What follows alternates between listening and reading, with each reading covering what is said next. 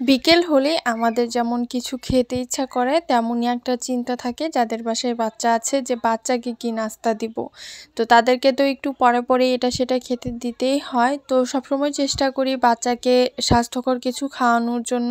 আর বাচ্চারা যেহেতু প্রতিদিন একই খাবার খেতে আর চায় না, তো সেজন্য রেগুলারই নতুন নতুন কিছু বের করতে হয়। কিছু কিছু রেসিপি আছে যেগুলো হচ্ছে আমি নিজে নিজেই বের করে ফেলি। ডিম আটা দিয়ে একটা পিঠার মতো বানিয়ে ফেলি, বা কলা দিয়ে একটা প্যানকেক বানিয়ে ফেলি, বা এরকম করে অনেক কিছুই বানাই। তো আজকে খুব সহজ এবং সিম্পল কিছু করতে ইচ্ছা করলো, তো আজকে হচ্ছে পাস্তা বানিয়ে দিব। আমি হচ্ছে মিক্সড পাস্তা যেটা সেটা নিই, কারণ এখানে বিভিন্ন শেপের থাকে, তো বাচ্চারা কিন্তু বিভিন্ন শেপের খাবার খেতে পছন্দ করে। তো এই জন্যই হচ্ছে আমার এই পাস্তাটা নেওয়া। নর্মাল এক সাইজের পাস্তা থাকলে হয় কি, সেটা দেখতে দেখতেও যেমন একঘেয়েমি লাগে, তো বাচ্চা সেরকম করে ইন্টারেস্ট দেখায় না খাওয়ার প্রতি। তো আমি হচ্ছে পাস্তাটা প্রথমে সিদ্ধ করে নিই হালকা লবণ দিয়ে। একদম পানি যতটুকু পরিমাণে লাগে ঠিক ততটুকু পরিমাণেই দেই, যাতে হচ্ছে পানিটা আমার ফেলে দিতে না হয়। পানিটার মধ্যেই মাখা মাখা করে আমি পাস্তাটা সেদ্ধ করে নিই।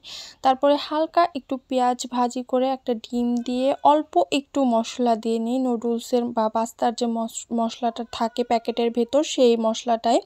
তো এখানে একদমই অল্প পরিমাণে দেই। এটা যেহেতু এখানে টেস্টিং সল্ট থাকে, বাচ্চাদের এটা খাওয়ানো ঠিক না, তারপরেও আমি হচ্ছে একদম অল্প পরিমাণে দিই যাতে টেস্টটা একটু ভালো আসে আর বাচ্চা খেতে চায়। তো এখন হচ্ছে ডিমটাকে পেঁয়াজের সাথে খুব সুন্দর করে মিক্সড করে নিই। চাইলে এখানে কাঁচামরিচ অ্যাড করা যাবে, আমার বাচ্চা হচ্ছে ঝাল খেতে পছন্দ করে না, তো সেজন্য আমি কাঁচামরিচটা আর হচ্ছে অ্যাড করলাম না। এই যে দেখেন আমি পাস্তাটাকে হচ্ছে এইভাবে সেদ্ধ করেছি। পানিটা একদম পাস্তার গায়ে গায়ে লেগে আছে, এতে করে পাস্তাটা একটু আঠালো ভাব হবে, বাচ্চার খেতে ভালো লাগবে, বা আমারও এভাবে খেতেই ভালো লাগে। এক্সট্রা পানিটা ঝরিয়ে ফেলে দিলে ওটা বেশি ঝরঝরা হয়। ওইখানে হচ্ছে সস দিলে কি ভালো লাগে, যেহেতু আমি বাচ্চার জন্য বানাবো সস অ্যাড করব না, সেই জন্য আমি এইভাবেই আঠা আঠা করে বানিয়ে ফেলি। তো এখন সব কিছু মিক্সড করে একটু কিছুক্ষণ ভেজে নিব। আর এখানে হচ্ছে আরও কিছুটা মশলা দিয়ে নিলাম। আমি যেহেতু ডিমের মধ্যে একদমই অল্প মশলা দিয়েছি, ভাবলাম যে আজকে আরেকটু মশলা অ্যাড করি।